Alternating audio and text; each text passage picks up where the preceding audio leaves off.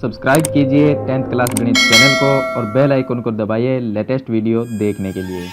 Hello friends, आज इस video में हम बेलन का वक्र पृष्ठीय क्षेत्रफल, संपूर्ण पृष्ठीय क्षेत्रफल और आयतन निकालना सीखेंगे। तो यहाँ पर वक्र पृष्ठीय क्षेत्रफल या संपूर्ण पृष्ठीय क्षेत्रफल और आयतन ये हम एक ठोस बेलन के निकालेंगे। यानी ये एक बेलन है, इसको हम ये मानेंगे ये बेलन ठोस है। अब हम बात करते हैं बेलन की, यानी बेलन की जो आकृति होती है वो किस टाइप की है। तो बेलन की आकृति के ये देखिए, ये जो पेन है इस टाइप की बेलन की आकृति होती है। अब ये जो इसके देखिए चारों ओर का भाग है, इसके चारों तरफ का जो भाग होता है वो इसका वक्र पृष्ठ होता है और बेलन के नीचे के हिस्से पे और ऊपर का जो हिस्सा होता है उस पे दो वर्ताकार भाग होते हैं। यानी कि जब बेलन ठोस होगा, खोखला बेलन हो तो उसमें दो भाग है वो खुले होंगे। ठोस बेलन है उसमें दोनों तरफ वर्ताकार भाग होते हैं और ये बीच का जो हिस्सा है वो वक्र पृष्ठ कहलाता है। तो यहाँ पर देखिए, ये बेलन है, इसमें इसकी ऊंचाई है वो 8 सेंटीमीटर मान लेते हैं और इसकी जो त्रिज्या है वो 5 सेंटीमीटर मान लेते हैं। या त्रिज्या की जगह यहाँ पर व्यास भी हो सकता है कि बेलन का जो व्यास है वो 10 सेंटीमीटर है तो त्रिज्या उसकी आधी हो जाएगी, 5 सेंटीमीटर हो जाएगी। यहाँ पर बेलन की जो लंबाई है और ऊंचाई है वो बराबर ही होती है। अगर बेलन को इस तरह से रख दिया जाए, इस तरह से लंबा, तो बेलन में वो लंबाई हो जाती है और बेलन को खड़ा रख दिया जाए तो वो बेलन की ऊंचाई हो जाती है। तो लंबाई और ऊंचाई एक ही चीज होती है। अब बात करते हैं हम बेलन का वक्र पृष्ठीय क्षेत्रफल। तो यहाँ पर वक्र पृष्ठीय क्षेत्रफल अगर आपको निकालना है तो इसका सूत्र होता है 2 पाई आर और एच।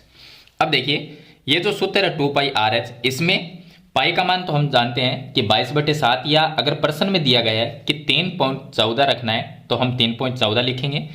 अगर प्रश्न में नहीं दिया गया तो पाई की जगह 22/7 लिख देंगे। आर है वो इसकी बेलन की त्रिज्या होगी, वो लिख देंगे। और एच का मतलब ऊंचाई होती है, तो ऊंचाई बेलन की जो बेलन की लंबाई होती है वही ऊंचाई होती है। तो ऊंचाई जो दी गई है वो इसकी जगह लिख देंगे और इसको हल कर लेंगे। अब यहाँ पर 2 पाई आर एच में 2 की जगह 2 आ जाएगा और पाई का मान है वो आ जाएगा 22/7 आ जाएगा, गुणा में त्रिज्या है वो इसकी 5 सेंटीमीटर है तो यह आ जाएगा 5, और इंटू में ऊंचाई जो है वो 8 सेंटीमीटर है तो यह आ जाएगा 8। अब ऊपर वाली संख्या को हम गुणा कर लेंगे, 22 को 2 से गुणा करेंगे 44 होगा, तो यहाँ पर तो यह आ जाएगा 44 इंटू 5 को 8 से गुणा करेंगे ये 40 आ जाएगा और बट्टे में 7 लिख देंगे। यहाँ पर आ जाएगा 44 को 40 से गुणा करेंगे और 7 का भाग देंगे, तो गुणा करेंगे तो यह आ जाएगा 1760 और बट्टे में आ जाएगा 7। अब 7 का इसमें भाग देंगे तो उत्तर इसका आ जाएगा 251.42। ये इसका उत्तर आ जाएगा आंसर। यानी कि बेलन का जो वक्र पृष्ठीय क्षेत्रफल है वो 251.42 होगा। अब इसी बेलन का संपूर्ण पृष्ठीय क्षेत्रफल निकालते हैं। तो देखिए, वक्र पृष्ठीय क्षेत्रफल क्या होता है, मतलब कि ये जो भाग है बेलन का चारों तरफ का भाग, ये होता है इसका वक्र पृष्ठ, जिसके अंदर दो वृत्त होते हैं वो शामिल नहीं होते। और संपूर्ण पृष्ठीय क्षेत्रफल का मतलब होता है पूरा क्षेत्रफल, संपूर्ण का मतलब पूरा। तो ये पूरा जो बेलन है इसका ये वक्र पृष्ठ है, चारों तरफ का भाग वो भी आएगा और ऊपर और नीचे दो वृत्त होते हैं उनका भी क्षेत्रफल शामिल होगा इसमें। तो इसी को हम संपूर्ण पृष्ठीय क्षेत्रफल बोलते हैं। अब बेलन का जो वक्र पृष्ठीय क्षेत्रफल है, देखिए, एक तो ये चारों तरफ का भाग जो होता है ये इसका वक्र पृष्ठ होता है, तो वक्र पृष्ठ का सूत्र 2 पाई आर एच। एक तो ये लिख देंगे तो ये हो गया 2 पाई आर और एच, ये आ जाएगा। उसके बाद में प्लस, अब संपूर्ण पृष्ठीय क्षेत्रफल निकालना है तो वक्र पृष्ठीय क्षेत्रफल प्लस में दो साइड के जो वर्ताकार भाग, दोनों जो दो साइड के वृत्त होते हैं उनका भी क्षेत्रफल आएगा। तो एक वृत्त का क्षेत्रफल पाई आर स्क्वायर होता है तो दो वृत्त का 2 पाई आर स्क्वायर हो जाएगा। तो यहां पर हम 2 पाई आर स्क्वायर जोड़ देंगे, 2 पाई आर स्क्वायर ये जोड़ देंगे। अब इसके अंदर से कॉमन ले सकते हैं, देखिए 2 भी कॉमन आएगा, पाई भी कॉमन आएगा और आर भी कॉमन आएगा।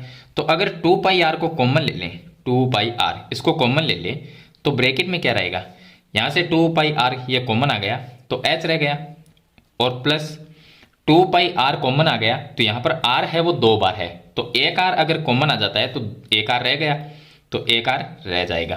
तो ये इसका सूत्र बनता है 2 पाई आर ब्रैकेट में एच प्लस आर। ये है बेलन का, यानी एक ठोस बेलन का, अगर बेलन ठोस है तो उसका संपूर्ण पृष्ठीय क्षेत्रफल ये होगा। तो इस सूत्र से हम संपूर्ण पृष्ठीय क्षेत्रफल निकाल सकते हैं।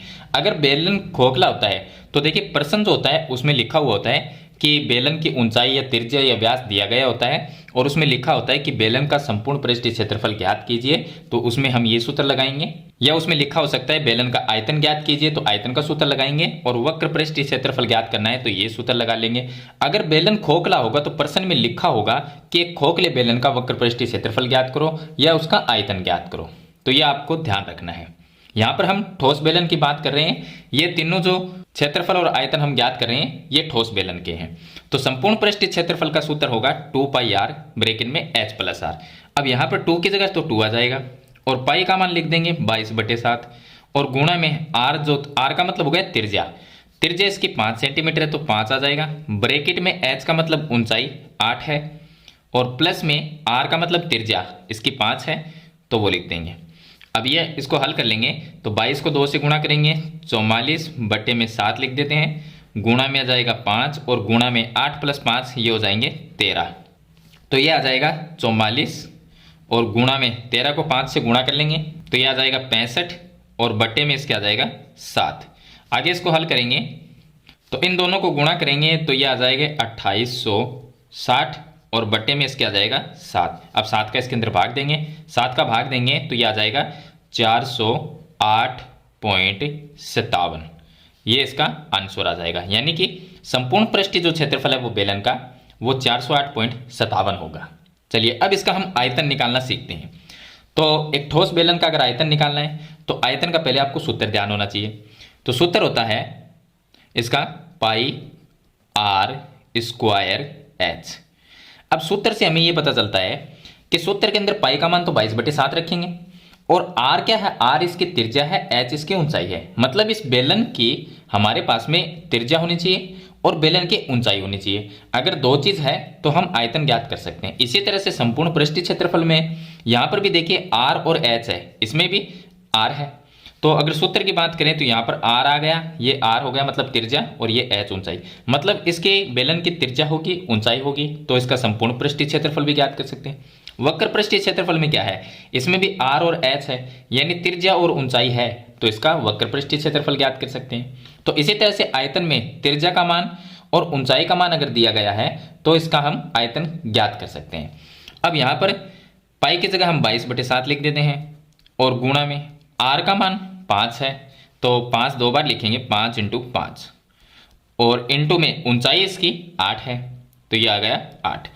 ये आ जाएगा 22 इंटू में, यहाँ पर तीनों संख्याओं को गुणा करते हैं तो 8 को 5 से गुणा किया 40 और 40 को हम 5 से गुणा कर देंगे तो ये आ जाएगा 200 और बट्टे में इसके 7 आ जाएगा। तो ये हल करेंगे तो 22 को 2 से गुणा करेंगे, ये आ जाएगा 4400 और बट्टे में 7।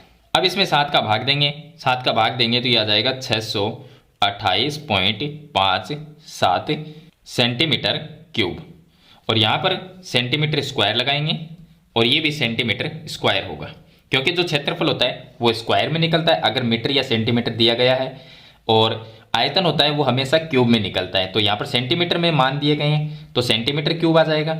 अगर मीटर में होते तो हम मीटर क्यूब लगा देते। तो आयतन का और क्षेत्रफल का आपको ये ध्यान रखना है कि क्षेत्रफल हमेशा स्क्वायर में आता है और आयतन हमेशा क्यूब में निकलता है।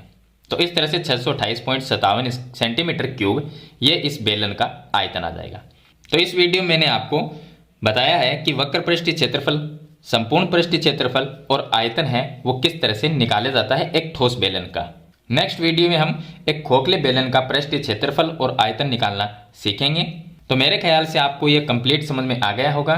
फिर भी इसके बारे में कोई सवाल या सुझाव है तो मुझे कमेंट बॉक्स में जरूर लिखना, और वीडियो पसंद आए तो इसे लाइक और शेयर जरूर कर देना। इस चैनल पे नए हैं तो सब्सक्राइब करना। हम मिलते हैं नेक्स्ट वीडियो में, तब तक के लिए थैंक यू।